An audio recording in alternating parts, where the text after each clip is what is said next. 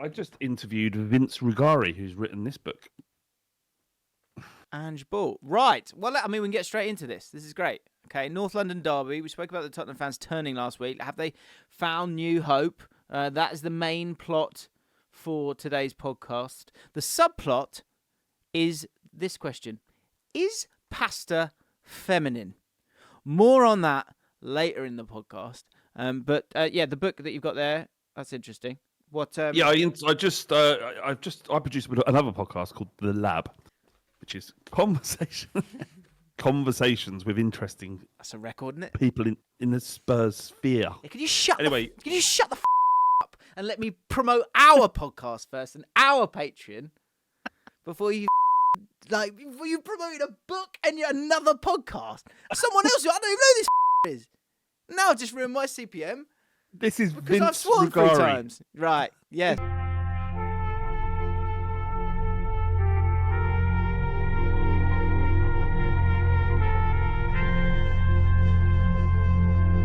Sorry, everyone's attention. Everyone focus on that. And if you're not interested in that, just click off and watch something else. Fuck it hell. Go on. Do I not deserve that, James? I'm here week in, week out. You deserve the best. I'm just saying, can we get past 30 seconds? You know what I mean? Like, another hook there, another tease. We're going to talk about this book and this bloke that you've spoken to. I've got a question, actually, for the comments. Have a little guess. Have a guess in the comments if you're watching. And our beloved patrons who are with us right now, including Jack Hancock, who will be providing Hancock's hot take, which has done well as a bit, and I think it continues to have legs. He says he's got one in the chamber ready for us. There's been some feedback on Jack as well, which we can talk about. And if you do want to become a patron and you're sitting on the fence, here's a bit of Patreon-only content edging. This is Travelling Bostonian. Top 5 items commonly found in the Jaffin Studios. 5, the scarf. Which scarf's that? That one. 4, you and me, / me and you, which is in the background of Flav's. James's whiteboard, which we don't see anymore. Frankie. And in top spot, you'd have to get yourself Patreon membership to find out. We'll reveal that on next week's mailbag, or will we? Because we'll probably forget. But regardless, become a patron for less than a London pint. Right, do you want to push your podcast and your book now? Well, it's not my book. It's a book of Vince Rugari. He's a good man who he's like a big deal in Australia when it comes to support. He's like, who's our biggest journalist? Do you want to say at the same time? Ready? Think of the biggest journalist. See if we can say the same name. I had a name that came to me straight away when I thought biggest journalist. Okay, go on then. 3, 2, 1. Henry Winter. Neil Custis. Oh, he's gone Custis. Fair enough. Henry Winter. I think it will be Henry Winter one day, Vince Rugari. Anyway, it was interesting because we were talking about Ange Postecoglou, and obviously from an Australian and a man who's followed Postecoglou throughout his career. For Spurs fans, some Spurs fans, a minority, I should stress, for them to go, maybe he's not the one. He's looking at it going, you guys are crazy. Really? You guys, yeah. If you're not willing to see this out, you're mad, because he's seen this happen time and time again at every level that Ange's got. All the same criticisms at every level, even in Japan. They were saying, is this guy ready? And time and time again, he's proven to be the case that he can operate. So for us to go no now, or say us, some people say no now, is, in his opinion, as someone who's lived through the last 10, 15 years of his career, it's self-sabotage. It is wild, isn't it? The kind of, the sort of, like last week we spoke about it and you were saying there was a very small minority. If you look at the comments as well when it comes to sort of Ange, most Tottenham fans are like, we're like, this is ridiculous. And other fans are like, this is ridiculous. But imagine if Daniel Levy just did pull the trigger, like after North London derby. It'd be like, because I think this is the thing that people don't think about a lot of times. Like, so they say they did it. Obviously, they're not going to do it. But say they actually did it the day after. All right, then. Now what? Like, what are we doing now? Well, should we? I guess we pick up. Are you thinking what I'm thinking? Ryan Mason? Yeah, for the interim. Yeah. See what we can do. Rest of the season. Yeah. Oh man, like that's it. That's It's just not going to happen, thing. isn't it? For you, like obviously with a podcast, with a Tottenham podcast, you have to talk about it in depth, and I get that. But the true answer you can say is it's not going to happen. So shut up. I would say that of the minority, the 7% who think that Ange can't take us forward, I don't think any of them would actually want him to be sacked out right now. So let's get that straight. This isn't 7 people who say we need to sack Ange Postecoglou today. It's that minority is not even that strong in terms of it's not that. It's just that they think his tactics can't work at this level. And I said something mental on my podcast, but I qualified it really quickly. But it has been taken out of context and used elsewhere. When I said people are becoming obsessed with whether the ball goes in or it doesn't go in the net. Now, in isolation, that is stupid. No, Flav, that's the game, though. You gotta win the game, yeah, it's the only thing that matters. Whether you win. And it is. I agree with you, and that's why I qualified that statement before it was completely taken out of context. That's the Ten Hag argument, isn't it? Where it's like I was watching a bit of the overlap, and the guy they spent 40 minutes like taking apart the performance, and saying Ten Hag, struggling, what's got to be better, and all this stuff. And then Carragher kind of went at Ten Hag, and Roy Keane went, whoa, he's won 2 trophies. He has won 2 trophies. Won 2 trophies. It's funny that, isn't it? Though, because if the accent. That has saved him, isn't it? Come on now. He won 2 trophies. He's not really like that anymore, Roy, is he? No, but I like that, Roy. Roy's more like... Roy loves a recall joke. He loves a joke that's been kind of said earlier in the podcast. And if you see... I think I've said this before. He's got great tell where if you know he's about to say something funny, he'll pick up his mug because he's gonna deliver that line and then he's going to go... and go into his mug.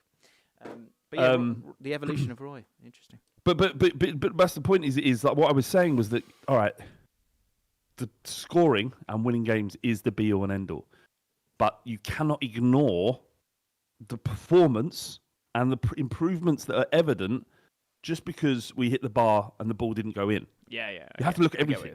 Absolutely, and that's what I was making. But no, we're going to take this bit where it says Flav doesn't care if we score goals or not.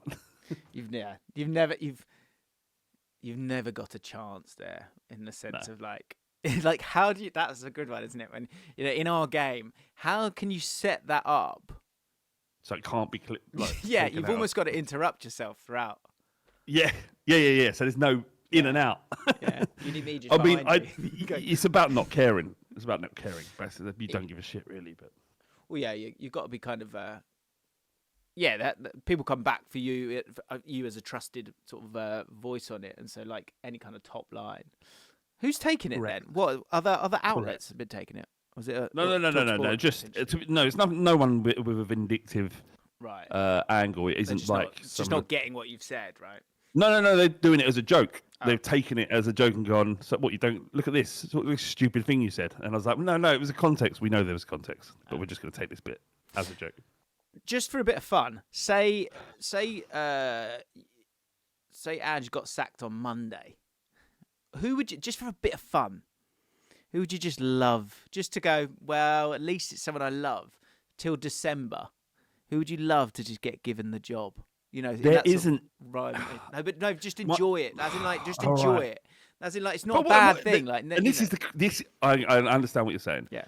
But the crazy thing is that no one's going to come in and play as enjoyable football as we're currently watching at this stage. But to answer to play along, because I would go. Obviously, he is with us no more, sadly. But if Ray Wilkins just came out and sat down for a press conference, going, "I'm back for a bit, boys," I would just be like, "Oh, my heart would just go bah." It would just be like so lovely to have him back. Luke, I think Luke's nailed it there. Maybe Harry Redknapp. Just go out and play, boys. Just go out and play. Yeah. Oh, I was thinking, Clive Allen. Do you want Clive in there? Sit down. No. Do you know what would be genuinely interesting? Because we've seen a slow, weird evolution of Ryan Mason. And he's sat underneath 3 really influential managers, all with really strong ideas. Yeah. Maybe we're creating this mastermind in Ryan Mason, where he's cherry picked the best of Conte, Mourinho, and Postecoglou, and just see how much have you learned here, Ryan. I mean, the answer will be absolutely nothing. It will be shit. But what if? What if Ryan is the man? Well, that's it. I think this is something we get lost in a lot of the time, where you've got to be like this sort of, this child genius when it comes to being a manager. Well, this is kind of the point of the book, I'm guessing. But of course, written by Vince. What's his name? Ragaro. This is actually really valuable promotion. Yeah, he's done really well. I've just given it. Yeah, but he has put the evidence. You want. It's funny, isn't it? Everyone wants Herzler. Everyone wants this 31 who knows something we don't know. But the truth is, you want what you probably want is it's like a prime minister to a point. Like, as long as you can stay open and be at the forefront of new ideas when it comes to football to a point, like you want a grizzly bear. You want a guy who's been there, like been around. Yeah, it's funny, isn't it? The optics of like needing this new, sexy, fresh thing. I think that there has been like a shift towards. We probably need a manager who's never played football. That seems to work. Like Arsene Wenger was an awful footballer. Did Mourinho play football? No, he didn't play football. AVB didn't play football. Klopp, distinctly average footballer. But obviously Pep Guardiola was a mastermind, both as a player and a manager. But yeah, no, look, it's or injury, isn't it? It's a lot of them was like, I think Mick Beale might have had how do I injuries. adapt? Kieran McKenna might have had injuries, and so he's got to kind of do something. Ryan Mason, right? Hang on. So that's what I'm talking about, mate. You got an injury. You got a career-ending injury at 27. That is perfect. How old's Ryan Mason now? He's like 33. Right. So if I'm Ryan Mason, I go, I'm gonna stay in the wings for a decade, and then I'm gonna get go for it. He's 33. He could well still be playing. Yeah. What? I think he needs to start, but at some point he'll break away and try and get a job in League One or something. Pro Champs. Yeah, you can see it. Joey could go to, obviously just because he's played there before. He could go to Hull, but I'm not sure. They need a manager. Hull need a manager.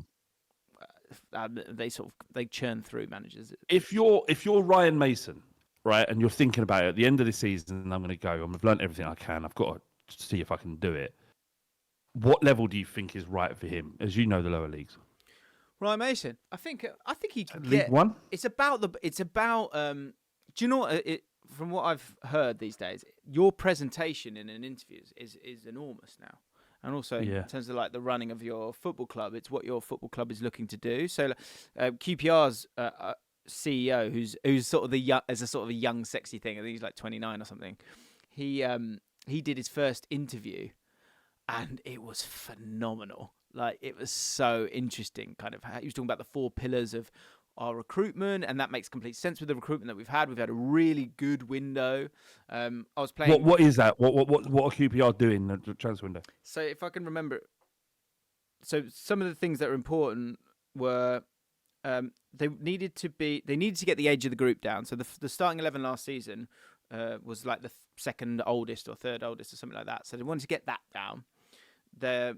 They needed to be in the top 50% physically of the group, of the squad, so that if that's a pillar, if you're always in the top 50%, your squad is always probably getting fitter and improving from that point of view.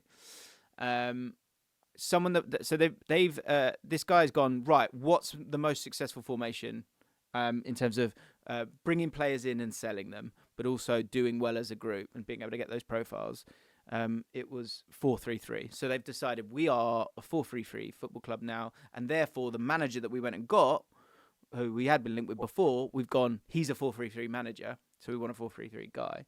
And then the last one, this may be the last one, I can't remember, there might be another one I'm missing. Last one he said was like, we want people that feel like this is not the final destination. Or not, and be that with us, Premier League, or without us, Premier League. And that means that when you start signing players like that, they'll either get you there, or they'll you'll sell them on for a profit. And he's quite clear on that. Like, we need to sell people on for a profit. And that's attractive, right? You can then get attractive profit. You can then get attractive players. Like, I was listening to a podcast, the Peterborough chairman, I've mentioned this a couple of times now, He does his own podcast. It's really interesting because you just get insight. He's very down to earth. He's been on. Do you know what I'm talking about? The podcast. I don't. What's his name? Is it Duncan something? No. Yeah. He's a Peterborough. Jackal. He's been there for. Yeah, he's been there ages. He's an Irish guy, isn't he? Yeah. Dara McAnthony. Get him on the Ripple Effect. Mate, do it. I'm so excited about next week's guest, by the way. Really? Can I tell you who it is? Can I tell everyone who it is? I'm very, very happy to tell people. God, I hope he turns up, and I think he probably will. So you know this whole like Barclaysman trend on Twitter. You seen this? Basically, it's these players from like 2001 to 2010, maybe. The Barclays Premier League. Exactly. With with amazing music like Block Party or whoever it is, and like it's just highlights of Adelta Rapt or or Benjani or whatever. Mitchell, all these players. So that's kind of come along, and we actually had this idea anyway because we're going to have him on. We've got Jimmy Bullard and Fenners on Tuesday. Wow. Yeah, and I want to go through like iconic Barclaysmen with him. Yeah. And because he was there, he is one. He's a Barclaysman. He's one. Yeah. He's 100% one. So I'm so excited. How have you done that? Is it through Irwood? Do you know what? Loz did a shoot with Jimmy, and Jimmy said, "Oh, James is doing well. He's got that James podcast. Doing well. Get him on. Get me to get on that. Amazing." And I was thinking, why does he want to come on this? I know him. He doesn't want to do that. He wants to play golf.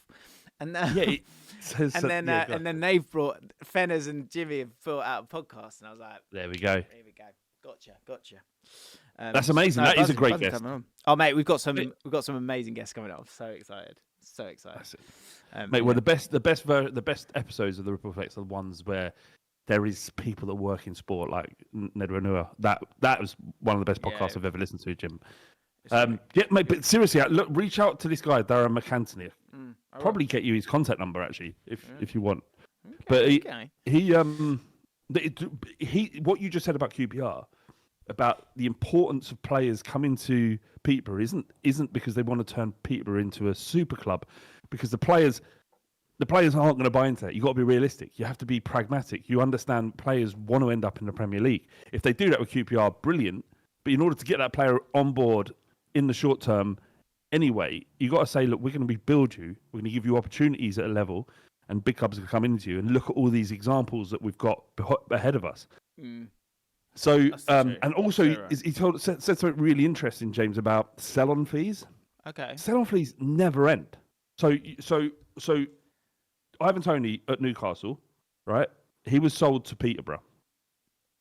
They have a sell-on fee, so it would have been 40%. Right, then Peterborough then sold him to, where did he sell him to? Would it have been Brentford? Brentford, yeah. Brentford, yeah. So then Peterborough get a cut. Newcastle get a cut. But yeah. And then get a cut of, and then then Ivan Toney's been sent to Saudi Arabia.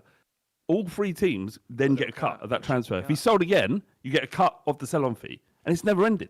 So he said you're sitting there sometimes, and you're like, you'll get a check for a player that's been sold that you've forgotten about, that you sold 5 years ago. That's brilliant. So everyone's always trying to get that added one in, aren't they? Yeah. Get some money down the road. That's nice. Well, yeah, we've got Eze. If Eze moves on, we make some nice juicy money. Lovely. Back to North London derby. There, Arsenal a bit ravaged, aren't they, Flav? How does that make you feel? Declan Rice unavailable. I'd rather. It's better than or longer, hopefully. What does it make me feel? I mean, I'm happy that they're not playing, but it'll have very little impact on which way this game goes. What? Well, how do you... So, okay, going into this game, before, when the midfield was Rice, Odegaard, someone else is missing as well, isn't it? Well, yeah, you got Mourinho, who hasn't played yet, and then Calafiori's injured as well, by the looks of it. Right. Late fitness test. Even just Odegaard and What's the Rice. question? Well, no, I think you go, I just want the truth. I would put forward the possible idea that there's there's a new pressure. There's a new pressure on Spurs to win. Let's be honest. No. This pressure is exactly the same. It hasn't changed at all. Mate, if I'm going into this... You're expected to win more than you were before Odegaard and Rice play. statistically, you look at it, that we have a better chance now of winning than we did with Rice and Odegaard. But this game won't be down. If we play as well as we can play, we will beat them with those players. Oh, they can play, but can they win? But yeah, no, I mean, like I say, like they've got players. I don't like. We went through. We did a preview of it, and I had to stop the person I was doing a preview with, Mark, because he started talking about what Arsenal were going to do and how they'll tinker. And every time he mentioned an Arsenal player, I felt a bit more sick. I didn't want to hear it anymore. I don't give a fuck tactically what they want to do. I couldn't care less what players are playing on that football pitch. Yeah. Rice, Odegaard, Partey, Havertz, they're all the same to me. Just something that needs to be destroyed on Sunday. Sure. And I guess that's where, like, when you come back to the Ange thing, it's like at home. I guess that you're right in the sense that, like, at home, if Odegaard and Rice are playing, you go, right? You go for it. You play. Yeah. You know, we play high line. We get at them. We look to create chances. We don't wait. We're proactive. It's about the next ball. You take those two players out. Nothing's changed from that point of view. There'll be no change to what we do. Yeah. No change to what we do. It's just that they'll be less effective, you'd imagine, than if both those players were on the pitch. But they've got good players. They're still going to be the same team that they would be even if they had both. So yeah, no, I mean, look, it makes. I'm glad. I guess like, I'm happy that Rice isn't playing. Rice in particular. I know Odegaard's quality, but Rice is he's that. When we played Ireland the other day, he was so good. He was just. Yeah, he was. You're like, oh my god, you can see how good he is. Like, he's worth £100 million. But yeah, so he's but fuck him, whoever it is. Do you know what though? I think in terms of impact, even early on in the season, I think a lot of people going, "Oh, we don't want this so early." What I do think is a sort of new test maybe for Arsenal that I think we've seen. Certainly, I've seen the projection from Liverpool fans kind of over the years. Is this idea that you've kind of got to be perfect, and with injuries, a game like this, which is a leveler anyway, especially at Tottenham, you lose that one game, and I don't even know who Man City are playing, but like say Man City, Man City pump whoever they play like they normally do, and then it kind of puts this new pressure on the second game because if you then draw that one, especially after drawing the game against Brighton, we got Brentford at home on Saturday. Right. I think there's such a feeling of needing to be perfect when you're an Arsenal fan, probably player as well, and especially when like Man City have looked so like dominant in terms of what they've been doing so far, Haaland scoring all those goals. It could be one where I can't remember when this was. It might have been like after Man United won the treble. The season after, they won the league at a bit of a canter, and it was one where you could sort of see Arsenal kind of like clucking, like in the sense of like we've got to win, and they kind of like hurt themselves. Now, like look, they're defensively phenomenal, aren't they? And a very, very good side. So you would imagine they'll be able to navigate this period of time, and Man City themselves will drop points, but. You do need 90 points to win the league. It feels like, doesn't it? So I think it's be interesting to see how. Well, if we beat Arsenal and the Man City were, of course that pressure is a weird situation to be in at this stage of the season. Never used to be like that, but Man City have been so imperious that they're right. The Liverpool fans is that it feels like every loss is practically throwing away the league title and putting a hand on Man City's hand on one side of the trophy. But the issue you've got, you look at it, like if Spurs beat Arsenal at the weekend and Man City have won, they're 5 points adrift. Sorry. After 4 games. Do you know what I've just seen? Do you know who Arsenal got next week? Man City, isn't it? Yeah. They could be 10. No, sorry, my bad. They could be 8. Are they at home though, Arsenal? They are at home. Massive, innit? Whoa. Massive game already. Whoa. Odegaard out for both of them as well. That's tough, man. He's such a leader for them. So yeah, massive game. Do you know what? I'd be intrigued to know how Arsenal fans feel. Would you take a draw with all the problems that are there? Nah. If there's and you got to respect them for it. They don't operate like that. I mean, actually, Arteta did last year, didn't he? Played for a draw at the Etihad.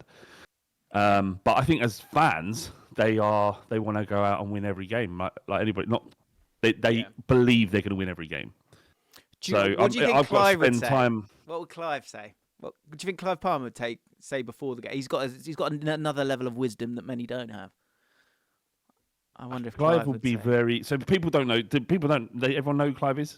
Because you just said Clive. Sorry, like 40,000 people know. He was on the Ripple Effect, but more importantly, he's where is he normally? Where does he live normally? Is it on whose podcast is it? Does he have his own podcast? The Overlap, I would say. No, but he's like, I think he does Arsblog a lot of the time. Yeah, he does. He's just such a measured, sort of sensible man. Coach for 20 years. guy. His son's Smart, a really good player. Yeah, amazing person. He's when you I try and do my best to try and rile him a little bit, just for fun, not to be legitimately give him needle. Yeah. He's just Teflon. He just cannot. He just can't. Yeah, he's just like he just doesn't rise to it, and he can do in these positions. What's the best you'll get? Like nothing. He doesn't give you anything. You go, no, great poker face. Nah, he just doesn't. He doesn't care. He doesn't. Your criticism can't hurt him because it's very difficult when the team's better than. How do I criticize him when we finish below them? But even I'd imagine if it was different, he'd find a way of just very quietly and sensibly weaving his way through any kind of issue. Like you. Sorry, go on. I was just going to say So yeah, I think Clive would take a draw. I think he would. What I was going to say here is these Arsenal fixtures. Now you look at them, bloody hell! Like the Champions League as well, because I always think there's sections of the season. I think this is an interesting one where it's like, Brighton's a tough game, obviously, but then Man City in the league, but then you've got Atalanta in the Champions League away. Look. Okay, Man City at home. Is that the Etihad? Oh, sorry, is that the Etihad? Wow. God, that's back to back. Bit cruel that. PSG in the Champions League. Leicester won't get a result there, no. Bournemouth away, although they generally pump them, but Bournemouth, have been. Then Liverpool. Really well. Then Liverpool. We're just listing off fixtures here, aren't we? No, but Liverpool, then Newcastle. Then Inter. Then Chelsea. Then Chelsea. Then Sporting away. Just saying names, aren't they? Yeah. then United. United. Got Fulham away. Yeah. Yeah. Anyway, we'll stop there. But it's a tricky place to go. Bloody tough. Good team, Fulham. It does feel like that. It does feel like that. But so it all rests on this Sunday's game. Well, this is the thing. This is the value for Spurs fans here, right? Is that if we do beat them, the mentality, because right now Arsenal are like, we can win the league this year. Of course. But we beat them and Man City beat them, and you're kind of thinking, feels like it might be over before it's even started. How, as a fan base, do you rebuild? Is that my new one? Do you rebuild? What's that? I need to buy another camera to go over here because, to be revealed soon. But you can't. I can't do my could they? But is it over? Is that my new one? It's a shame. Is it over? Right. Let's move on. Do you want to talk about? What do you think? Firstly, I just need to get. What do you think is going to happen? What will the result be? I think it'll be. They often have goals, don't they? Yeah. It's mayhem. It's always mayhem. That's 2-2 away. They were 3-0 up. I've got a funny feeling. Is Solanke back? I don't know. I'm not saying I don't know. No one knows. My head would say 2-2. My gut says you'll do them. Oh, really, Jim? Come on. You will do them. I love that. I might clip that up. You will do them. Not. I think you'll win. You will do them. No. It's not like a 4-0 or anything. You could will do them. You're going to do them. They're getting done, is what you said. I could see you beating them 2-0. I could see you beating them 2-0. James, what I heard there was, I think Arsenal are getting done by the Tottenham. Thumped. Yeah. Yeah. I've got Chelsea in here, but we've got a lot of that was juicy football chat. We've got a lot of lasagna and we've got some great bits that really got off the ground here in season 6. Always a concern, but I think we've got some random top fives, and incredible unnecessary rules that people have got as well. So, and of course Hancock's hot take. So I think I'm happy to move on from football chat now. Should we do the signal? I haven't done that in a while. Okay. We're going to touch on Chelsea. The one thing I would say about the Chelsea ownership thing is that the people involved absolutely want that story to be out there. I think that's the one thing I got from it. This is the fact that Todd Bowley and Clear Lake are loggerheads really, and civil war could break out. Yeah, imagine that. Just in the stadium, in Stamford Bridge, just sort of like you get one person gets the Matthew Harding end, one person gets the other end, off you go. First one, it's like paintball. You can't operate in that way. You have to have leadership. It's got to come from the boardroom, and if they hate each other's guts or whatever it might be, that's going to impact everything. Obviously, possibly. Why would you say they wanted it out there? What would you mean? It just felt so like Sky Sports News reporting it. It's on BBC Sport. Like just very clear things. It feels wildly leaked. Like it feels sort of like go on, let's get it out there. Maybe to bring it to a head, I guess. Make it happen. Yeah, someone's leaked that for sure. I think. Like, why would that? I mean, I guess there's grumblings will just naturally make their way out. I am ready for a name drop. So I was playing golf yesterday with Dean Ashton, and that's right. What? How? They're mental, isn't it? Mate, I had the most surreal moment with him yesterday, where we were playing so I was playing with Ali Maxwell and George Ellick, and Dean Ashton, which is mental, and. I was in a pair with George up against Dean Ashton and Ali, and there was one hole where me and him both chipped close, and it was like to win that hole. I had to hold my putt, which was like a gettable but scary one. And as we both chipped close, and there was a realization of that moment, and I walked onto the green, I was like, it was a putt off. It was a putt off essentially, and I was like, this is surreal. I did not expect this at the start of the week, that I'd be walking to a hole looking to win it by holding this putt up against Dean Ashton, who was a joy, by the way. Yeah, he always comes across lovely. What? But did he know you? No, he absolutely didn't know me on arrival. Right. I think so. He obviously knows, he worked with Ali and George. So a lot of people don't know this, but when Quest had the EFL highlights, Ali and George worked behind the scenes and then on camera, but would completely script the League 1, League 2 section, and obviously therefore worked with Dean Ashton quite closely. And was he presenting for him? Yeah. Yeah, he was one of the guests. So they were trying to do a vote. They've been trying to get a round in for a while. So, and when I messaged Ali, me and Ali been meaning to play for ages, and I was like, I think I could play on Wednesday. You about? And he went, "This is a great message." And then he very went 10:30. Let's go, of course. George Ellick, Ali Maxwell, former England international Dean Ashton. What two things, when you think of Dean Ashton, what two things pop into your head? I've got two really quickly, as soon as you mentioned him. I think crew and I think volleys. I think the scissor kick he scored, which was one of the best things I've ever seen. Yeah. He scored an incredible season ticket and the broken ankle. Those are the two things. Mate, so he never really recovered from that. I don't think. No, he had to retire really early. But it was. Do you know what's interesting? It was. So yeah, Luke in one of our patrons says that now that's a Barclaysman. We were telling him about the Barclaysman trend, right? And he went. Yeah. And Ali was like, "I bet there's one on you. Let's quickly." We were on the tee box. We quickly found it. I think George filmed us maybe him watching it, and he was watching it, and it was to Block Party, which is obviously a good one. And he's banging all these goals, and he went. I'd forgotten about some of these. And I went, what a sentence to say. Yeah, I've forgotten about some of these. So many goals. I've forgotten about a lot of these. Brilliant. Mate, he was good. He was really good. He was a great player. Yeah, it's so interesting chatting to him. Mate, get him on. Get him on. Yeah, I think I would try to. But he, what was I going to say? Yeah, when it was come to the putt, I was just sort of about to get over it, and he went, "This is to win it then, is it?" And I was like, I know what you've done there, Dean. I know exactly what you've done there. Elite psychology, isn't it? And he had quite a few pressure putts, and he just sunk them all. Beautiful swing. Great guy, great player. You could have said, like, but your footballers do nothing but play football and golf. I've actually said craft a career. That's what you should have said. Yeah, yeah, true. That's what you need to do. But he goes up and down the country doing his co-coms.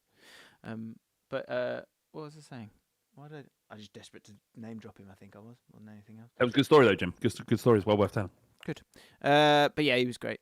Do you know what I did ask him, right? I said when rumours come out at a club, that's why. When I ask when rumours come out at a club, how, as a player, when you're in the in the dressing room, like, how often are they true and how often are they just utter nonsense? And he said these days, because of like agents and teams and nutritionists and all that stuff, when it comes out, it's generally true. He thought, which I thought was interesting. There's something there. Yeah, whereas like back in the day, there might be a bit more of this sort of like nonsense about it, but these days things coming out, he thinks generally there's a source to them. Right. Okay. Flav versus Stephen Tries. What, has there been more? Well, you sort of had a brief interaction here. So obviously, Stephen's been sort of piping up. No pun intended. What have I said? Well, so he said, he came in again. He said, "I'll be honest." Well, you went after him. You said, "You're." What was the phrase you had? "I live in the fire. You thrive in the fire." Yeah. And Stephen Try said, "I'll be honest, Flav. I was ready to go to war against you, but then you absolutely nailed Chile.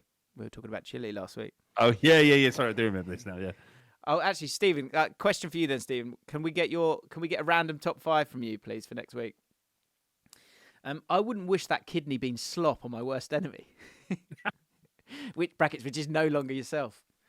Fleet Nosh in October, 21 likes on that. Flav, you chimed in. You said, "I'm quite busy in October, Stephen. Can you do late September?" Stephen replied saying, "The last 2 weeks of September, I'm in a Nosh-related rehab. The bloody woke brigade are trying to stop us lads from having a good time at a weekend." This is my favourite line. "Can we circle back for a bonfire night buggering?" Circle back. Phenomenal. Anyway, I can't compete with him. He could there's nothing I can say that's going to be as funny as him. So, but I think Stephen, that is a truth. It can be absolutely anything of which you're about to find out. So yeah, any a random top 5. Like coming up, we've got top 5 smells. We've got what else we got? We've got top 5 things to put on cheese. We've got top 5 beers. Top 5 savoury pastries. Top 5 breakfast breads. So we've got all sorts. Well, how long is this podcast going to be? I know. Well, someone might leave some. I think we'll do the thing where you go, "That's enough." Forewarning, I've got to do a combined 11 with Harry Simew in an hour, so I do need to prepare. Yeah, don't worry, we're fine. We're done now. Right, Jack Hancock from Floodlights Camera Action. If you'd like to join us in the studio, that'll be. Oh, he had another belt yesterday on Twitter, didn't he? Did he? Another hot. Yeah, I don't know. I think I'm getting in his head. He's just all over the place. The boy. Okay, Children and Men, Stick your hand 4.5 out of 5. Which, don't get me wrong, it's a good film, Children and Men, and has aged well, as he says. But 4 out of 5 means it's almost perfect, Jack. That's a good question. Films that have aged well, because generally films probably age badly. I would assume. Depends. Yeah. You would say, I'll tell you, a film that's aged horrendously bad is 28 Days Later. Just not because of the concept, but the way it's shot is very much of its time. Right. So it's kind of hard. It's hard not to see how stylized it is. Me and the missus are watching Hijack at the moment on Apple TV with Idris Elba, who I can't figure out if he's just smooth or if he is a good actor. I just can't figure it out. Is he good? He's just smooth. I can't stand. Straight Hancock, fucking wait to deliver the Hancock hot take. Unbelievable. Eager beaver, mate. Eager beaver. Indeed. He is over. He isn't that good. Yeah, do you know what? He's enjoyable to watch, and there's so many moments in this this series where fam's going, "That just can't happen," and I'm like, "Just fucking go with it, fam. Right? He's a good lad. He looks great. Sounds good. Just enjoy it." That can break it though. I think I saw something on Reddit where they're saying, "Does anything happen in a film that's so ridiculous that it just ruins it for you?" Yeah. There are moments like that. There's a moment that happened yesterday where he's handcuffed and he goes, and he gets some crayons out and a pad that comes with the plane or whatever, and he starts drawing. You're thinking, what's he up to? And he shows the guys. He goes, he went, what flag's that? And Fam goes, couldn't he have just gone, right, if there's a flag it's just this way, but it's red, white and green, what's that? Yeah, Didn't need that. Didn't need the drawing. Yeah. I was really enjoying Walking Dead, and then there was suddenly there was just this tiger zombies on a turned lead. up. All these zombies turned up, as if. But there was a bloke who just had a tiger, and he's just like, what? So he's just got tamed a tiger. Man, it's such a moment, isn't it? In times you go, And then oh, come That way you draw the line. on. I didn't watch it. I didn't watch it for 8 years, Jack. The tiger's enough. Jack, I stopped watching it for 8 years after that, and then I went back to it, and it's actually really good. So yeah, Much better that's a than good one. Walking So let us know films that have aged well, but also I'm out. Moments when you're I'm out. Yeah, That's I'm it. out. I'm out. So I quite Hancock's. like I'm out. Go on. I'm out in football as well, or is that a bit too? Yeah, I so think we do that. When I'm you're out. Like, say you're watching it on TV, is there a moment that happens where you're like, nah. A mate of mine's gone. If we lose by more than 2 goals to Arsenal at the weekend, I'm out. What do you mean you're out? I'm just out. I'm done. I'm done with it. Need a break, at What- least. So, Go on, Jack. Hancock's hot take. 2 weeks ago, we were at 253 in terms of films watched. Where are we at now? We are at 269. 269, good. Productive. Floodlights, Camera Action. That's Floodlights, Camera Action. That's the podcast that Mr. Hancock does. Bit of feedback from you in the comments last week. And it's positive, mate. Wow, full stop. But let's mean this week. Like the first week, I thought. I mean, I'll be honest, Jim. I'm astounded this bit is still going. I thought this has got 1 week in it, and then I'm gone. That makes 2 of us, mate. But They here we are. target, yeah. Well, and Flav. That's. No, I 3. thought I knew this, Alex, There because were more Flav mean likes his Flav films. this week than me. It's quite nice. There was a lot of love for Flav. A lot of people enjoying the Ben Foster take. A few people upset with the Daniel Day-Lewis take. Yeah, I know. I get that all the time, but It's your I'm right. opinion. Yeah. He does. He's a scene stealer, overrated, and just he's a thespian that's sort of drunk the Kool-Aid. It's like, mate, fuck it, we get it. You're an actor. Yeah, I know what you mean. So yeah, a bit of feedback for Hancock. It's good stuff. Wow, full stop. Another brilliant opinion from Jack Hancock! Exclamation mark. That's from That's from at my co-host. Floodlights Pod. At Floodlights Pod. Right. Yeah, well, Come on, you know, all Jack, feedback's at good feedback, least innit? make a different in one. fairness, that wasn't me. Okay. So your I co-host. can was blame it? Veronica for that one. Wow, come I absolutely liked and endorsed it, but it wasn't me. on. Sure. Well, There are 3 likes on it. Sorry, what's your co-host's name again? Veronica. Veronica. Right, jot that down. Yeah. Okay. What's this week's Hancock's hot take? That's been just waiting in the chamber. Go on, release. So I considered caveating this, but I thought, no, let's go in raw. This week's Hancock's hot take is that out of all the mainstream film genres, horror is by far the worst, considerably. yeah, I think that's fair because there's so many bad horror films made. But when you find a director who makes a great horror movie, that's something special to behold, right? So I'm thinking Hereditary, Kubrick, The Shining. The Shining for sure. But more recently, It Follows. The heavily stylized horror movies have found their own niche. Whereas generally, through the years, I would agree with you. Horrors, it's the easiest. It's the easiest thing to do. It makes the most amount of money. scares. So of Like, your come on, guys. Jack, of your Be two better. Jack, of your 269, how many would you say are horror Yes. films? Like That's this year, less isn't than it? That's 10. this year, 269. What's your favourite Yeah. horror movie then? What one would you would say? Is it Hereditary and I say stuff? The Shining. I've not seen Hereditary yet, she's but I'd reverted say The back. Shining. Oh. I think Is that a possible lack of? We've done find the fake fan Flav, and what he's done there is he's gone back to The Shining again. So I feel like there might be a gap in the knowledge here, Jack. Well, yeah, Say but another- I don't say want to another expand one. the knowledge. Say another one. I've had enough of the knowledge. do something for me. Do something for me, and then you can watch these 2 films, and then you can categorically say what you've just said is a fair statement. But watch Hereditary first. It's an A24 film, I think, and Yes. and watch It Follows, and then if You know what's a good if- horror film? what Lighthouse. I really enjoyed The Lighthouse. I haven't seen it yet. I really want to see that. This is the black and horror white. It's good. films. It's got who's it got? It's the guy at Twilight, is it? Willem Dafoe and Robert Pattinson. Yeah. Who I will watch look that. like they could be related, Interesting. don't they? Those two. Do you know what I mean? Yeah. Maybe not. It's like it follows cool. is this thing, this monster that's following you constantly at a walking pace. If have you heard that conundrum? Like, if would you was it like you could have £10 billion now, but there's a snail that is following you for the rest of your life, and if it ever touches you, you're dead. Would you do it? Yeah, I mean it's not a slug, is it? So Yeah. Or a slug? that's probably What if you've got a shoe on and you crunch it? No, you're touching it. you're It's not touching it touching dead. I'm not touching it, am I? You can't stay in anyone like Skin to skin. a snail. Like if you, it just if it's in your Snail's got- vicinity. Now it's got no time for loopholes. So Yeah. any form of loophole is you're dead.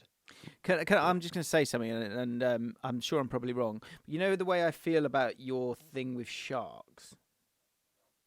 It's not a thing with sharks. I'm interested in sharks. It's not a thing. sex It's thing. how I not a feel. sex It's thing. how I It's not- think. That's how I feel about your love of horror films as well. There's something sexual in there. Just can't really figure out. Sex is sort of chucked into these horror films a lot, isn't it? Yeah, it is. It is. Look, I don't. You're right. Like sex and death are kind of closely linked in themes within horror movies. Careful, good. You can't Yeah. pause. So Don't the- pause. So if the sort of slasher horrors, anyone who's having sex in slasher horrors Yeah, you're in trouble. will aren't end you? up they're dead. Yeah, 100%. That'll be dead. good. Vulnerability in it. What are 3 places if you're in a horror film? Just don't get yourself in that kind of position. Don't have sex. Corridors. Don't have sex. Honestly, in the sort of 90s, don't be an ethnic minority. Yeah. They'll be first to be killed. I don't know what another one is, but I would recommend Bodies as well as a sort of Okay, slasher. thanks. Is that real? That's a real thing. Yeah, it's like a slasher whodunit kind of thing. Right. Watch it, mate. Don't mind a You slasher. sit down with your wife, James, and Yeah. watch Bodies. Oh, speaking of fam, do you know one thing that really winds her up in films or any kind of production is that is that in any kind of bedroom scene, like in the morning or whatever, there's always light on their face. Like in the middle of the night when they go to sleep, there's like, why is no one closing the curtains? But obviously it's because they need to be lit for the shot, but it winds her up. Do you reckon, James, if you was doing a sex scene in a film, that you get a lob on? I think it's par for the course a lot of the time. I would imagine when you're doing those kind of things with wonderful women, sometimes you don't even. Yeah, but you think You that? don't have a choice sometimes. You haven't got a choice. Like, we've all had this conversation where you're on a bus or whatever. You're like, what's going on here? Or any kind of like pressure. Sometimes when I'm doing the washing up, and I'm just sort of leaning against the thing, like you sort of make yourself half-mast. You know what I mean? So Jim, if you're got no chance, have you? filming a sex scene for a film, yeah, would you have to hold your breath the whole time, or is that purely just? depends on the it's, role. That Depends is- on the role. So Jack. that is a Depends on that the is role. a throw. What was the holding the breath? It's just like the first time you have sex, not understanding. Yeah, You're not understanding Yeah. what you're doing, so you think you're supposed to hold your breath or something. yeah. So you don't get like your hot sex breath on the girl's Okay, face. 'Cause she yeah. doesn't want it. Like driving through a tunnel. Yeah, or going through Gillespie Road. What, do you hold your breath when you go through a tunnel? Is that a thing you do? Yeah, it's a game, isn't it? Game you play. Is it a game? Is it? That feels Yeah, everyone plays dangerous. that game. Only if you're driving. Okay. Well, that's great work, Hancock. I think it's just sort of a lot of people enjoyed that one. But watch those 2 films. We'll get your review next week. And To be clear, Jack Hancock believes that Children of Men is a better film than Jaws. By a country mile. okay. It's not as good. Actually, yeah, it's better than Ocean's 11 and better than Jaws. And on that note, thank you, Jack. Make it too easy, Flav. Take care, everyone. See ya. He's good. He is good. Yeah, he's good. He's good. He's a great addition to this year's pod. Lasagna. Speaking of which, lasagna chat. McSlash. This is fascinating stuff. I love McSlash when he writes in. As soon as I see McSlash, I go, this will be good. Lasagna chat says, we all know the top layer. Now, I didn't know. So, can I blow your mind? Bizarrely, it's amazing how the stars align. I had Yeah. to make a lasagna last night, right? So Well, you had to, or you felt like you wanted to? had to, because we've got this thing. We've got this like we got caught at this like food festival thing where they went, "Do you like pasta?" I went, "I bloody love pasta." And then he went, "Oh, sign here, and you can get it twice a week for something." So we got it too much, and then we've cancelled a load, and then now you can't cancel the whole thing. Anyway, this is boring. The point is, we basically get given like 2 quick to make, either pasta, pizza, or on this occasion lasagna, sort of packs. So I had to do the the building of the lasagna, and then actually, how long did it take? It took about I would say it took half hour. And It was vegetarian and it was delicious, mate. It was very, very nice.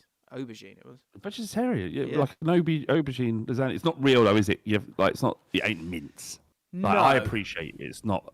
Anyway, but I but felt you like liked it felt like a lasagna. It felt like a lasagna. Yeah, but tasted like a interestingly, lasagna. I laughed to myself, and Fam went, "What are you laughing at?"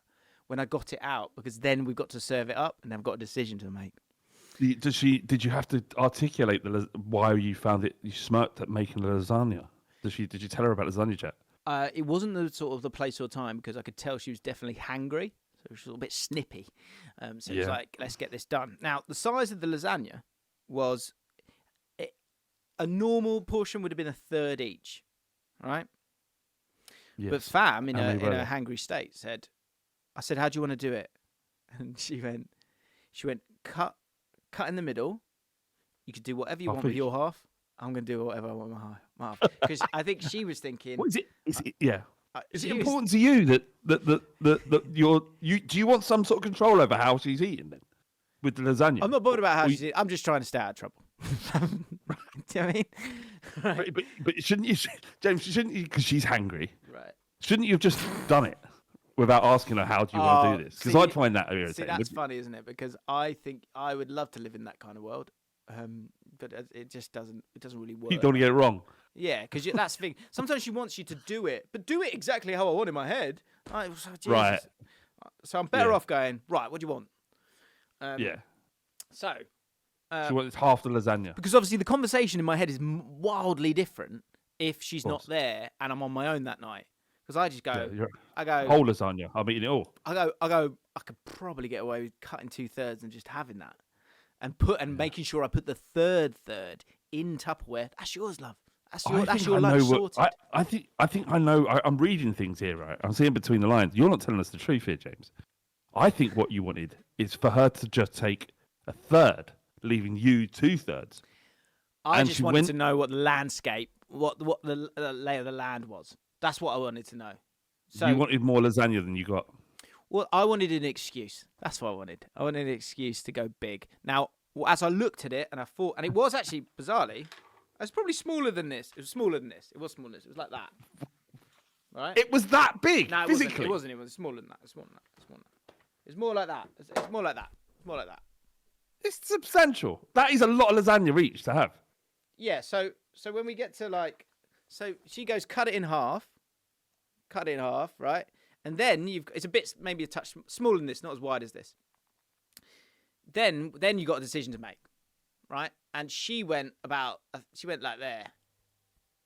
Oh, And I thought, we had some green beans to go with it. nice. And I thought, do you know what? I'm going to try and just have a third here and see what it looks like. And after two bites, well, I went and sat down and I thought, I'm not going to be happy with that for lunch tomorrow. So I'd rather be happy now. And so, but do you know what was great? I hadn't said a word. I just sort of finished. I thought, just let it settle for a second. Let's see where we're at. Probably going back. Fam she went, I think I'm going to have my other bit. Oh, she's Now you can. What would you? Would So you? go back and If get she'd it. have said, "Right, I'm full," you'd have felt a bit guilty about getting the second piece of lasagna. Yeah, do you know what she did do? She went. We could leave a bit for Coke. Got it. No. I'm like, You've no, done. no, You long are bells in my head. done. No, right? But actually, what you went? Too salty. Yeah. I went. I think it's a bit salty for Coa. Yes, James. Yeah, she went. Well played. She went. Do you think so? I went. It's very flavoursome. I think that's a lot of salt. I'm not sure that's the right idea. And then she went, oh, maybe we should save some for Coa. I went, we can make something else for Coa. Sort of nearly Yeah, sat. I went, we can make something else for Coa, right? Just let me have this guilt-free final bit of it, and I'm going to get you yours, I'll go get it. Yeah. I'll go get it. Just let me overindulge, for God's sake. So I did, and it was absolutely delightful. Anyway. But yeah, so McClash said, we all know the top layer of a lasagna is typically some sort of cheesy bechamel sauce. But you can learn a lot about a person by what they choose as the bottom layer of a lasagna. Now, I didn't know this was a thing. I don't think I would ever judge someone on what the bottom layer is. Maybe you've got It's minced. Well, okay. Oof. Meat. Oh, dear. Right. Really? I'm going to have to ask you to be quiet now. Okay. In my opinion, it has to be pasta. Now, I had my instructions yesterday, so I can reveal what the bottom layer was. He then goes on to say, if you put the tomato sauce as your bottom layer, you are a psychopath. This is how I learned that my wife is a psychopath. I will never see her the same way again. I know, that's from McSlash. But why? So- It doesn't say why. Well, he's suggested it has to be pasta at the bottom. Is it because of the sort of the messy nature of the bottom of it? I will reveal what the expert said in my instructions my for thought yesterday. But my thought would be that the pasta would probably burn At the bottom. on the bottom. You know how pasta sticks? That's what I was saying. So the meat is like a... Hey, Well, what did you do? don't want to give anything away. So Jack Hancock says pasta bottom makes sense. Cal says pasta. Pasta, question mark. What a madman. He's disagreeing. McSlash is here. It needs structure, he says. Yeah, Jack's talking about integrity. structure and integrity. In the instructions, I can reveal it was a pasta layer at the bottom. Oh, okay. Look, I'm willing to hold my hands up. Yeah, yeah, it's a class act. So there you go. So you're a psychopath, apparently, fam. There we go. Liam, Don't know. I just think it just would stick. But I get the structural stuff. I suppose if you put a bit of... What would you do? How would you stop the pasta sheets from sticking? Is it milk underneath? Would you... Milk. Not milk, sorry, butter. Is it butter? You butter the bottom of the thing like you would a cake to keep it off? Well, so when I had to make these, it was like fresh pasta. You put it in for 30 seconds, then you sort of, what's it called? Blanch it with cold water, and then you start to build. And it was very good. Hang on a second, James. Did you make your own bechamel sauce? No, they were in the packs. That's not making a lasagna. I mean, assembling. So you assembled it. You didn't Yeah. make a lasagna. Well, okay, right. Yeah, I assembled it. I didn't make the pasta.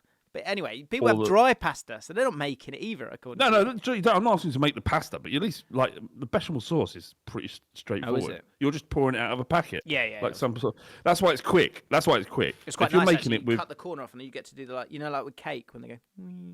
Yeah, is it good? Where is that then? What is it? Do you subscribe to something? Nonna's something. Nonna Tonda? Nonna something like that. Liam Is it all Drake. Italian? Are they Italian? I don't know. They were a restaurant, and then COVID happened, and more promotion for other people. then they had to shut down the restaurant, but they kept the delivery service going. It's gone from strength to strength. I might check this out. Be careful though. Once you subscribe, it's just like 2 a week, and it's just like bloody hell. It's expensive. Yeah, they can't let you do like bi-weekly, which I would much prefer. Okay, we move on. Liam Drake, number 1 is chicken lasagna. Still on lasagna. Absolute game changer. Once you have that, you'll never go back. Also, he said, I love that Vanilla Sky gets mentioned by James whilst Flav is forcing Magnolia talk. Vanilla Sky is my favourite film of all time. It's a really good film. Really good film. But so is Magnolia. AP said, this is on my top 5 list last week. He disagreed. He said, fucking love this podcast so much as someone who got to the end. Well done. I greatly enjoyed it. Here's my tomato cheese carb meal. Pizza with chorizo and peppers on it. Chorizo? Do you mean Anduja? Let me know. Spag bowl, chili con carne in second. He said, I know what you're thinking, very similar to Jim's. Granted, well, yeah, Jim's made a great list, but here's the differences.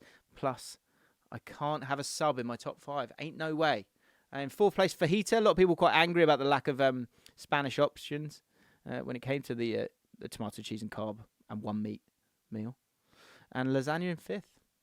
Interesting. Right. We spoke about Subway chat. I don't think there's a lot in that, but it was a great moment. One that will go down in history. in terms of that the guy that popped one last in, and you gave me some great knowledge as well when it comes to grated cheese. Now, this guy loses his mind near the end of this comment, but it is good. I want to know if you like this. Now, we're drifting into pizza chat here, but what you do once you get the pizza. So Sam Schofield, I always get a family-sized Napolitana pizza from the same place. Now, concentrate, Flav. This is important.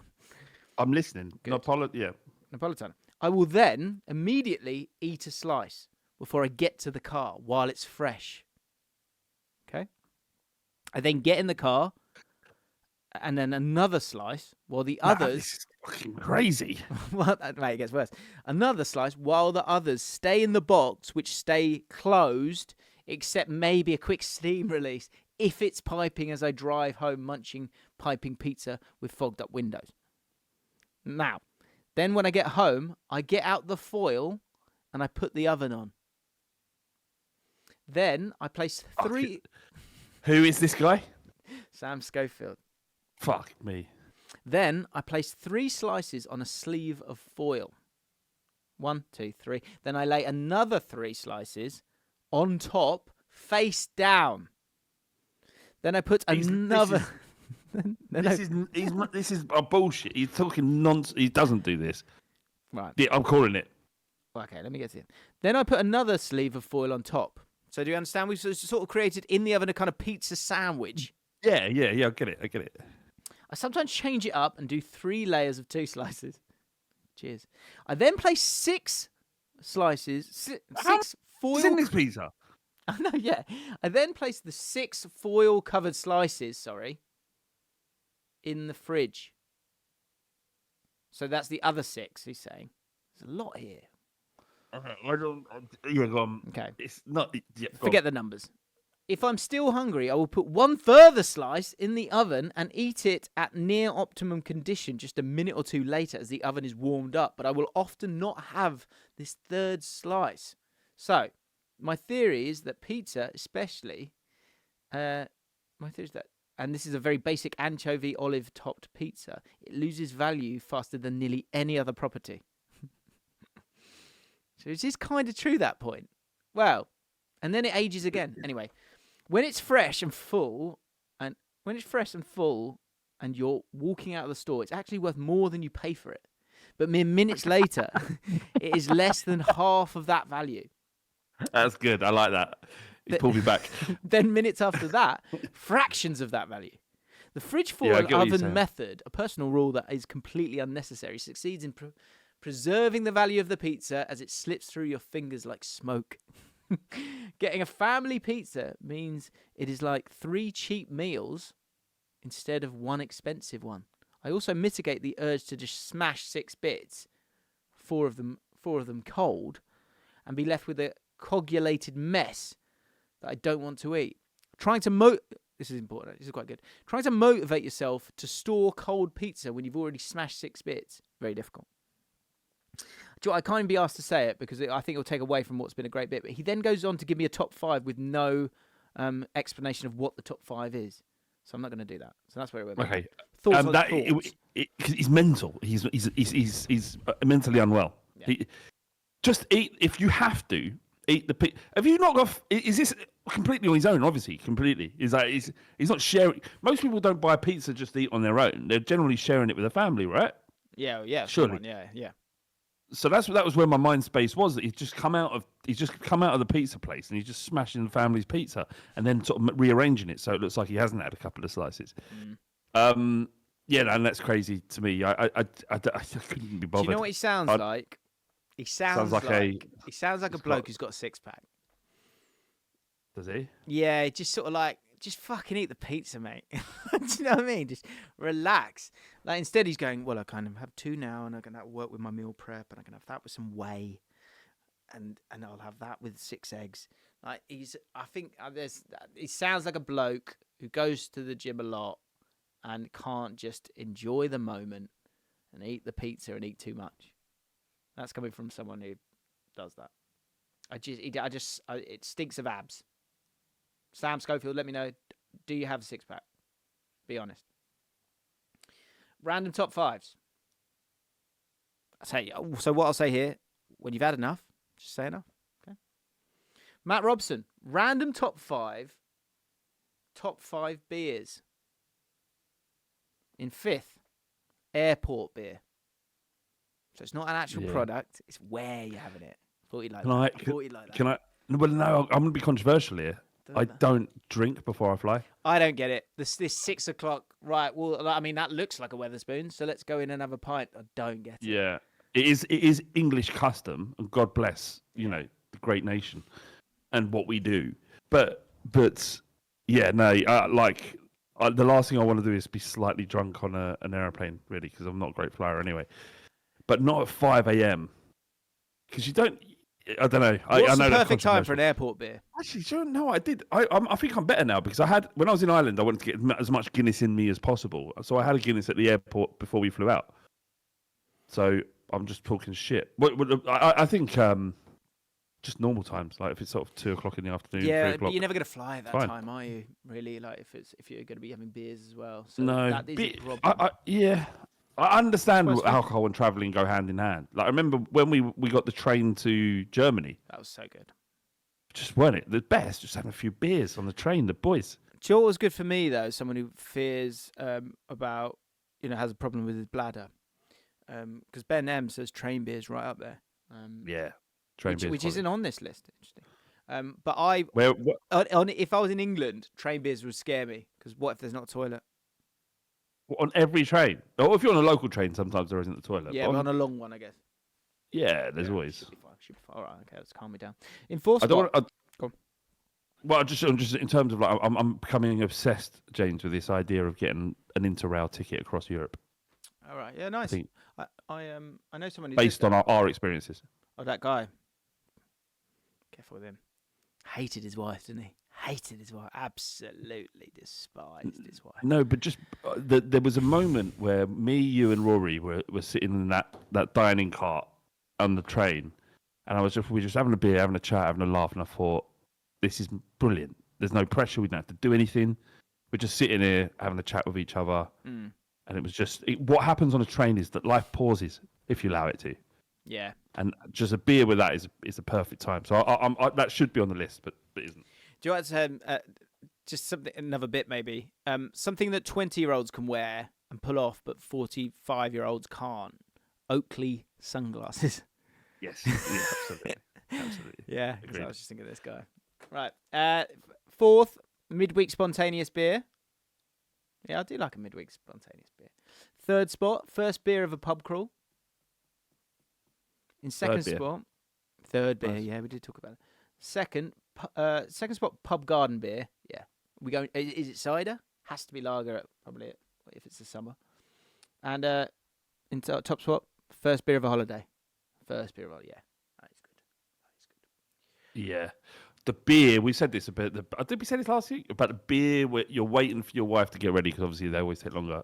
Yeah, makeup and that. But that beer when you're waiting, that's good. That's good. Beer and a cigarette. Yeah. Matt Hitz. I mean, he might not have any notes here, but I do like it. He said, at my last job, we took a survey of every new hire's top 10 breakfast breads. And I'd like to hear some opinions. Here's mine. So this is top 5. Sourdough toast. Yeah, great. Fourth spot, French toast. Delicious, but too much effort for daily consumption. That's a good point.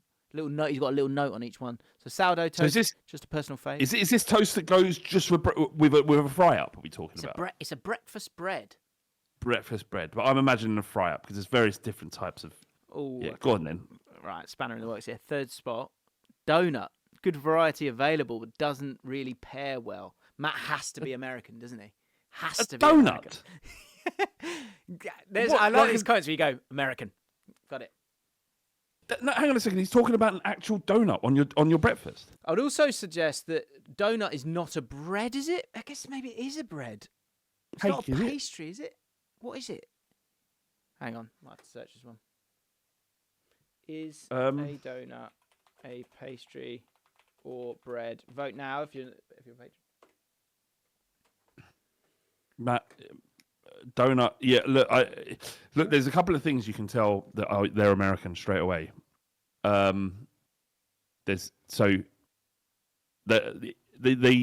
some Americans, they can't quite understand when something's plural or not. So they will say, What do you mean? Well, so they will say, we're going for pints later, right? Right, we're gonna have some pints. Because you're having more, but we would never say that. We'd never say we're going to the pub for pints ever. We're going for a pint, right, and that's it. Yeah. So often we get messages saying, I'd love to come over and buy you some pints. You're like, and they will do the same with mates. They'll say mates. Right. Hey mates, because obviously it makes sense. They've got it correct grammatically. But if they're messaging the podcast, they'll say hey mates because there's more than one of us. Is it? But you don't do that. Is it something that's can be done plural, but is in an individual experience? Like you've got a mate, where you're gonna have a pint. You might have 6 pints, but you're gonna go for a pint. You go for a pint, even though there'll be 6 of them. Speaking of interesting, donut is considered a pastry. That's crazy. So your top 5 is now invalid. Do you know what they do? And the kids love it. They love pancakes. There's pancake there? No.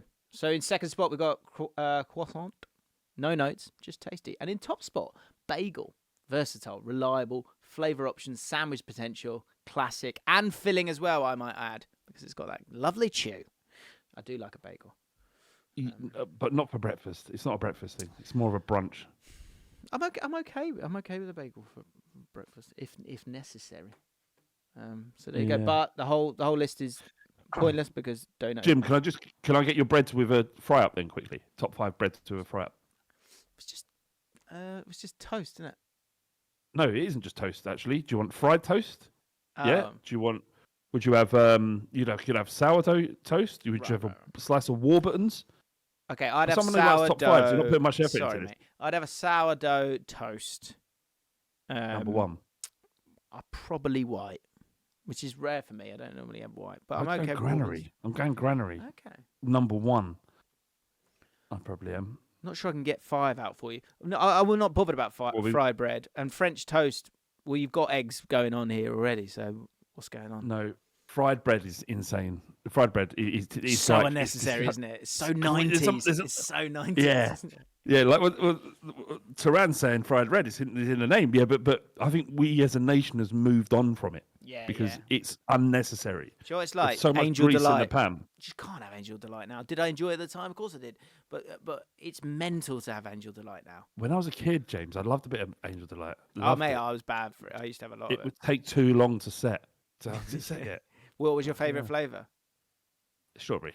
Okay. You're going to say butterscotch, aren't you? You fucking freak. I knew it. it. I've had this conversation before. Butterscotch isn't the number. Strawberry is the number 1 Angel Delight. I'd love to know what people think out there. But people go butterscotch. It's not butterscotch. You're an absolute paedophile if you like. Do you know if you speaking of paedophiles, if you like chocolate flavoured, no one like that. Angel Delight, then you're weird. Yeah. Possibly the last one. But I can save the other one for another time. I think you'll like this. 4's words. Random top 5 additions to cheese and crackers. Ooh. In 5th spot, butter. Simple. In 4th spot, chili sauce. In 3rd spot, marmalade. In 2nd chili spot, sauce? Like a sweet chili or... Chili, yeah. Well, let's come back to that. 2nd spot, piccalilli. And in top spot, Marmite and butter. So what? Cheese and crackers? Yeah. Mate, I'm surprised. I'm surprised pickle's not there. Like Branston's pickle, or any kind of pickle, or some sort of... Piccalilli, is that not there? It's not, it's not, no, piccalilli's... piccalilli's... It's pickle in its own right. Yeah, I get what you're saying. Where's chutney as well? Where's the chutney? Yeah, the chutney, Marmalade? yeah. Marmalade? This chili, is a mess. Chili sauce is a weird one. I don't This understand what he means by that. Yeah, who is this guy? Tell him to never send in the 5 ever again.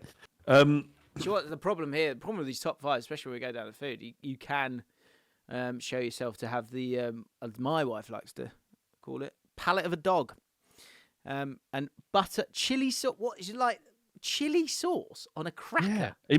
I think what Ben says. Jam? You mean chili jam? Yeah, chili jam. I'm with you. Caramelized onion chutney, number 1, says Thomas Martin. Beautiful. You got get a chutney in there. This is a mess. Marmalade. Yeah. On a cracker. I saw a TikTok the other day of a man who was trying out. His thing is he tries out British foods that they don't get in the States, which is quite interesting. So, Yeah, and he had Marmite on a crumpet. So people recommended him toasted crumpets or crumpets with butter and Marmite. Nice. Butter being crucial here, right? Butter is crucial here. Yeah. Right. He's not put butter on it. He's put butter on half of it, and the other half he's put loads of Marmite on, like thick, for the first time ever. I can't. And what a mess. yeah, and then he goes, "I don't really like it." Of course, you haven't followed the fucking instructions. Of course, you're not going to like it. Unnecessary personal rules. This is fun. This made me laugh. I don't think it's even a rule, but I love that it shows that this product is living in your head rent free. Salvations 96 says my own rule is I can't have more than one packet of crisps a day. I don't think anyone's having more than one packet of crisps a day, are they? You're just thinking. Sometimes you want to, though, don't you? Sometimes you sit down. Do you know? Sometimes I'll have like a packet of crisps and go, there's more in the cupboard. No one will know. Do you know what? This is interesting. When you're in the shops, I actually generally stay clear of a multi-pack. But I'd rather just have a few big bags, and then you could get yourself a bowl. Yeah, I've got a question for you. When did you have like a snack cupboard when you were kids? Like, your mum, did she? Yeah, sort of. So could you at any time have access to, I don't know, like chocolates or sweets or crisps, something like that? Yeah. So you did, right? I never had that as a kid. My dad, not that I'm not saying I was neglected. We just didn't have a pantry like that. It just didn't. Like my dad would go shopping every day rather than doing a big shop. So we never had loads of food in the house. Yeah. We were well fed, don't get me wrong, but it was just that's the way he operated. So now with my kids, I'm packing this pantry full of all the good shit. Anything you want, take it. Because I didn't have that when I was a kid. And actually they don't because of it. Because it's too available. Yeah, that's interesting. It's there. Yeah. So they don't. Both of them are like there's nothing to them. They're just really skinny and stuff. I mean, they're like genetically predisposed to not put weight on. But they don't. They actually regulate themselves, which is quite interesting. So Tara says, I think people do. One with a meal deal, one in the evening. Okay. Maybe you're right. Have you ever been fulfilled by a small bag of crisps? I don't think I ever have. No, like Frazzles. You smash one pack of Frazzles. You're like, is that done already? Yeah. I took some mushrooms the other night, but I took too many. Oh dear. I was a bit scared. Wasn't a great trip. Didn't enjoy myself. Anyway, I came to around 4 a.m. and I thought, starving. Let's have half a tub of Pringles, and they were the best Pringles I've had in a long, long time. Pringles are so good. I'm afraid to start. I truly believe in the marketing that they've sort of. Are they good? They're so addictive. They're addictive. Yeah, What is it? But you know what? I think they've hurt themselves with me because I agree. Once I pop, I will not stop, and so I don't want to pop. Do you know what I mean? What makes? Yeah. That food scares me. Pringles scare me. Yeah. No, it's not right. Basically, the biggest culprits are the holy trinity of addictive junk food in Pringles: fat, salt, and sugar. Around a third of every Pringle by weight is the sunflower and maize oil used in cooking. Nearly 5% of each crisp is made up of sugar. And of course, there's the salt. Well delivered. Very good. Christopher Brady, unnecessary personal rules. On every flight I've taken for the last 16 years, I'll check to make sure I have an inflatable life vest under my seat and read the safety instructions provided in the seat in front. Switched off from that, if I'm honest. Robert Gander, unnecessary rules. When I go out to eat, I will not allow myself to have pasta.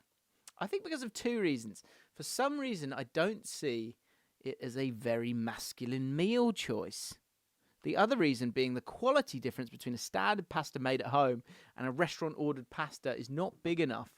It's not a big enough jump for me to order it when out. It goes from a 5 to a 6.5 absolute max. That's bullshit. You can get great pasta out there. Like, I've had pasta in Italy of my mate's wedding that changed the way I think about food.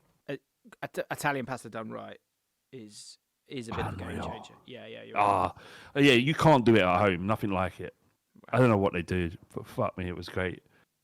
And then what was it at the wedding? There was more. They just brought out more. They had a massive thing, and they just went, "Do you want some more?" And I'm like, "What more of the best pasta I've ever eaten in my entire life?" I'm salivating. I think now. I would, yeah. Do you know what's the thing with the Italians is, which is a wonderful thing, is that you have a pasta as a starter. Yeah. So it's that's like great. So it's like, but I know there's more coming. Fucking brilliant. That is so good. So what we're gonna do is give you pasta for a starter. Okay. What as the main? But the more pasta. The big question here, Flav. The big question here, Flav. And you messaged me. You went, "Is pasta masculine?" I think we need to talk about this. So I throw it back to you. Is pasta? Well, you're really asking, is pasta feminine? He's saying it's not. Is it a feminine meal choice? Like on a date or something, you can't have pasta. Yeah, if you're going out for a date, would you have a? I think the spaghetti bolognese is up there with the most masculine food you can eat. You get red lip though, couldn't you? You've got to be careful of that on a date. Yeah, and the way it makes your face look when you're going. Yeah, maybe that's not. Yeah, maybe that isn't. I don't see it's a very masculine choice. I think, as I say, I was definitely on board with propaganda in the sense that it can only go from a 5 to a 6.5, and also in terms of value. If I'm going to spend 12 quid on some pasta, I know that's only cost them 2 quid, and that winds me up a bit. But I've got past that now. I have started. Good. Taran's just said pesto pasta is feminine. Which is a shame because everyone loves that. Yeah. I mean, it's not a shame. It's fine that it's feminine. It's fine. Yes. All right. This is good. Now we're starting to get to the better bottom of this, right? Because Jack just said rigatoni simply cannot be feminine. He's 100%. It's a meaty. That is a chunky man pasta. Yeah. Rigatoni, and it's great. I rate it. Yeah. And I would say lasagna is massive. And but let me just be clear about this. I just need to be clear about this. When I say feminine and masculine, I'm not saying one's better than but than the other. I'm merely suggesting how I think it makes me feel, and I'm saying I'm with Jack. Rigatoni is masculine. Little bow pasta, as McCloud says, is strictly for children. Action Man bow tie. Why is that true? It just is true.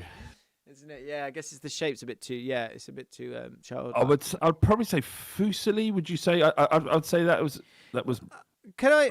So let's go sauce here. Would you say like feminine. A sort of like a salmon with a creamy sauce and like peas and that? That's more of a feminine pasta to you? I think that's a feminine dish. Yeah. Feminine dish. That, Bolognese or a ragu is masculine dish. I feel nervous here. I feel like I need Catherine's take on this at some point. I'm not sure she's about. She's not about carbonara. Is that masculine or feminine dish? I think it's feminine. Yeah, I feel feminine with that. Yeah. Yeah, interesting. It's lovely though, isn't it? Neutral, says Lyndon. Interesting. It's lovely. Like my missus makes me like a vegetarian, which doesn't make much sense. But you can get like pieces of like these ham pieces that taste like ham. Last couple. Travelling Bostonian. Personal rule. If there isn't a full meal's worth of food left, I'm eating it. Not worth putting half a meal away for leftovers. So that was kind of my lasagna dilemma last night. Yeah. Sure.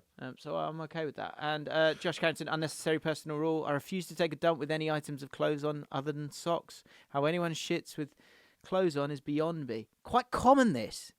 This is quite common, this. I know a few mates. Yeah. Bizarre. But take all their clothes off when they're having a poo. Really weird.